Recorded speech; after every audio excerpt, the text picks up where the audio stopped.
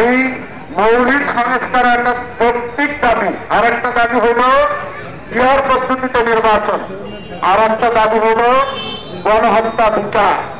আজকের এই জনসমাবেশে উপস্থিত হয়েছেন মৌলভীর কৃতি সন্তান এবং হযরত পীর সাহেব হুজুর কর্তৃক ঘোষিত ইসলামী আন্দোলন মনোনীত প্রার্থী ডাক্তার সিরাজুল ইসলাম সহ নেতৃবৃন্দ, সমবেত ইসলাম প্রেমিক দেশ প্রেমিক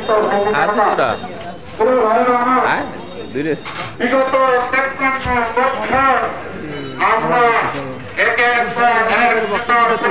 দেখেছি, কিন্তু এই দেশের জনগণের কোন ভাগ্যের পরিবর্তন হয়নি। 1987 সালে হুজুরুজ্জামান মুজাদ্দেদুজ্জামান সৈয়দ ফজলুল করিম রহমাতুল্লাহ আলাইহি হামজা ছেড়ে ময়দানে ছেড়ে দিয়েছেন সবক ইলা হুকমা ইল্লা লিল্লাহ, সৃষ্টিকর আইন ক্ষমতা পুরুষের গণতন্ত্র তন্ত্রতন্ত্র এই আব্রাহাম লিঙ্কনের তন্ত্র দ্বারা আপনাদের কাছে দৃশ্যমান দেশের সাধারণ জনগণকে শান্তি আসতে পারে না। এই জন্য আগামীতে ইনশাআল্লাহ ইসলামের বিপ্লব ঘটবে ইনশাআল্লাহ। ইসলামী একমাত্র শান্তি ধর্ম। আগামী নির্বাচন হবে বিরাট পদ্ধতির নির্বাচন, বিরাট প্রফেশনাল নির্বাচন হয়, তৈরি হয়, তারপর কন্ট্রাক্ট তৈরি হয়, মাদক তৈরি হয়, এরপরে হেফাজতের দুর্নীতি তৈরি হয়। এই জন্যই আমাদের মহতারাম আমির যে আহ্বান করছে আগামী নির্বাচন বৃহত্তর হবে না, অত্যন্ত শক্তিশালীকে বলতে চাই যে আমরা আপনার বিহার বাস্তবায়নের জন্য এই জনতাদিবাসী অত্যন্ত থাকবে, ভাবে থাকবে, প্রয়োজনে জীবন দেবে ইনশাআল্লাহ। এই আশাবাদ ব্যক্ত করে আমি আমার সংক্ষিপ্ত বক্তব্য শেষ করছি। আমার ধন্যবাদ।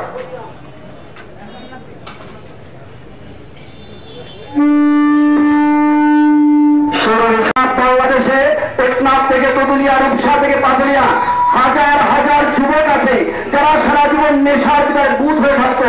তারা বিশ্বের যমুনায় সর্বকে আসার পরে এক একজন আল্লাহ বান্দায় পরিণত হয়েছে। ঠিক নয়, এদেশে হাজারো যুবক আছে যারা জীবনে নামাজ পড়তো না, কিন্তু বিশ্বের যমুনায় সর্বকে আসার কারণে এখন মসজিদে ইমামতের যোগ্যতা অর্জন করেছে। ঠিক নয়, সেই আমাদের পবিত্র নেতাকে নিয়ে যারা রাস্তাতে কুরুচিপূর্ণ স্লোগান দিতে পারে, এই কারণ তাদেরকে এই মানুষের মস্তমি দেখতে চায় না। ঠিক নয়, জবাব পাওয়া শুরু হয়ে গেছে। সারা বাংলাদেশে প্রত্যাখ্যান শুরু হয়ে গেছে।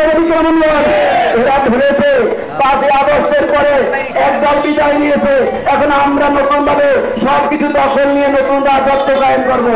আপনাদের আশায় বুড়ালামি কথা দেখে মনে রাখতে হবে, এই ফ্যাসিস্ট বিদায়ের মাধ্যমে এদেশের জনগণ এই 53 বছরের সকল পদ্ধতি বিতাড়িত হয়েছে। ঠিক বললাম, সেই পদ্ধতির মাধ্যমে নির্বাচিত হয়, যেই পদ্ধতির মাধ্যমে বিদেশে টাকার প্রচারকারী নির্বাচিত হয়, সেই পদ্ধতিতে এই দেশে আর কোনো ভোট হবে না, হবে না, হতে দেওয়া হবে না ইনশাআল্লাহ। দাবিতে আগামী দিনে যদি কঠিন থেকে কঠিন কর্মসূচি আসে, বিশ্বাস মনে তাকে সরা দিয়ে কর্মসূচি সফল করতে চাই ইনশাআল্লাহ।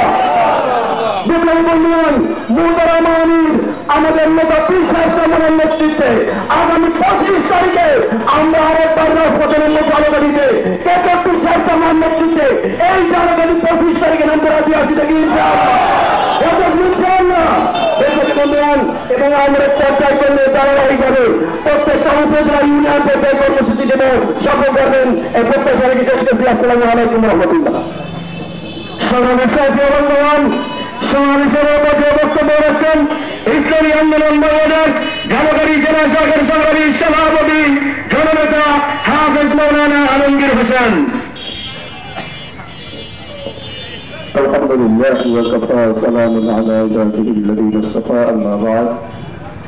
نبدأ بذكر رضي اللهم صل على سيدنا نبينا شفيعنا حبيبنا مولانا محمد صلى الله عليه وسلم। ইসলামী আন্দোলন বাংলাদেশ ঝালকাঠি জেলা শাখা কোন দাবি দাবিটা নতুন কোন দাবি না, আপনারা ইতিমধ্যেই জানেন। সাধারণ মানুষ যারা আছেন তারা হয়তো জানে না, ইসলামী আন্দোলনের এই পিয়ার নির্বাচনের দাবিটা 2008 সাল থেকে নতুন দাবি আমরা করছি না, যেহেতু ইসলামী আন্দোলন বাংলাদেশ। দেখেন, ওরা চাচ্ছে যে বাংলাদেশ থেকে একটা ফ্যাসিস্ট সরকার দূর হয়েছে, তারপরে আরেকবার ফ্যাসিজতা এই কায়েম করতে চায় বাংলাদেশে, কিন্তু বাংলাদেশের মানুষ শুধু সেটা মানবে না। মানবে বলেন? ইতিমধ্যেই বাংলাদেশের মানুষ যে সেটা মানে না, সেটা কিন্তু ডাকসু নির্বাচনে দেখিয়ে দিয়েছে। আপনারা শুধু বড় দল, বড় বড় বড় আর খাই, যত বড় অত খাইকেই একটা অবস্থা। সেই অবস্থাটা কিন্তু বাংলাদেশের মানুষ আর দেখতে চায় না। সেই জন্যই ডাকসু নির্বাচনে সেটা ইতিমধ্যেই বাংলাদেশের মানুষ দেখেছে। কাজেই আমরা চাই এই বাংলাদেশে পিয়ার পদ্ধতির নির্বাচন, সংস্কার এবং গণহত্যার বিচারের দাবিতে আজকের এই ঝালকাঠির যে বিক্ষোভ সমাবেশ হয়েছে, মিছিল হচ্ছে, আগামী 26 তারিখে সারা বাংলাদেশের সমস্ত উপজেলায় আবার এই পিয়ারের দাবিতে, সংস্কারের দাবিতে এবং গণহত্যার বিচারের